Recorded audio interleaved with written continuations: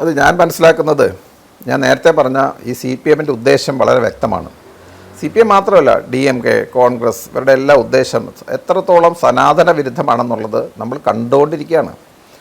അതിൽ CPM അത് കൃത്യമായിട്ട് പ്രകടിപ്പിച്ചുകൊണ്ടിരിക്കുന്നതുകൊണ്ട് നമുക്ക് നേരിട്ട് മനസ്സിലാക്കും. പക്ഷേ കോൺഗ്രസിൻ്റെ നീക്കങ്ങൾ കാരണം കാലാകാലങ്ങളായിട്ട് ഇവിടെ ഭരിച്ച കോൺഗ്രസ് ഇത്രയും നാളുകളായിട്ട് ഹിന്ദു വിരുദ്ധമായിട്ടല്ലാതെ എന്തെങ്കിലും ചെയ്തിട്ടുണ്ടോ? ന്യൂനപക്ഷങ്ങൾക്ക് വേണ്ടി മാത്രമല്ല ഇവരൊരു കാര്യം ചെയ്തു, നിയമങ്ങൾ ഉൾപ്പെടെയാണ് ഞാൻ പറയുന്നത്.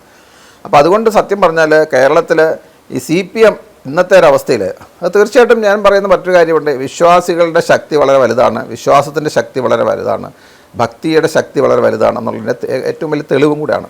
2018 ആരൊക്കെയാണോ ഈ യുവതി പ്രവേശത്തിന് അനുകൂലമായിട്ട് ഈ ഭക്തരുടെ മനസ്സിൽ തീ കാളി കത്തിച്ചത്, അവരുടെ എല്ലാം മനസ്സിലെല്ലാം ശരീരം പോലും കത്തുന്ന തരത്തിലേക്ക് കാര്യങ്ങൾ മാറിയിരിക്കുകയാണ്. ഇന്ന് അവരെവിടെയാണെന്ന് നമ്മളൊന്ന് ആലോചിച്ച് നോക്കണം.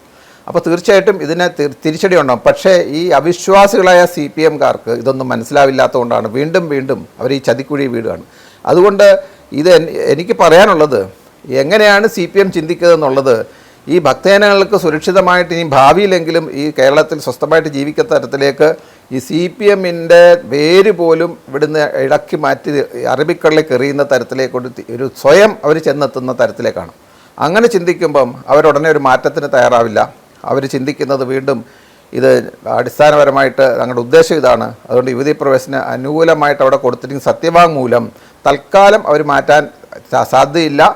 അത് കാരണം അവർക്ക് വിനാശകാലേ വിപരീത ബുദ്ധി നമ്മൾ പറയാറുണ്ടല്ലോ എന്ന് പറഞ്ഞ പോലെ ഇത് സ്വയം ഇല്ലാതാവുന്നതിന് വേണ്ടി ഈശ്വരീയമായ ഒരു ശാപം അവർക്ക് കിട്ടിയിട്ടുണ്ടെന്ന് ഞാൻ തന്നെയാണ് വിശ്വസിക്കുന്നത്. ഞങ്ങൾ എല്ലാ ഭക്തജനങ്ങളുടെ വിശ്വാസം അതാണ്. അതുകൊണ്ട് തൽക്കാലം അതിന് പല കാര്യങ്ങൾ ഇന്നലെ തന്നെ നമുക്കറിയാമല്ലോ, ഓരോരുത്തർ പറഞ്ഞ മറുപടി, മന്ത്രി രാജീവ് പറഞ്ഞ മറുപടി, അതുപോലെ സെക്രട്ടറി ശ്രീ ഗോവിന്ദൻ പറഞ്ഞ മറുപടിയൊക്കെ എന്ത് വിചിത്രമാണ്, എന്തൊക്കെയാണ് അവർ പറയുന്നത്.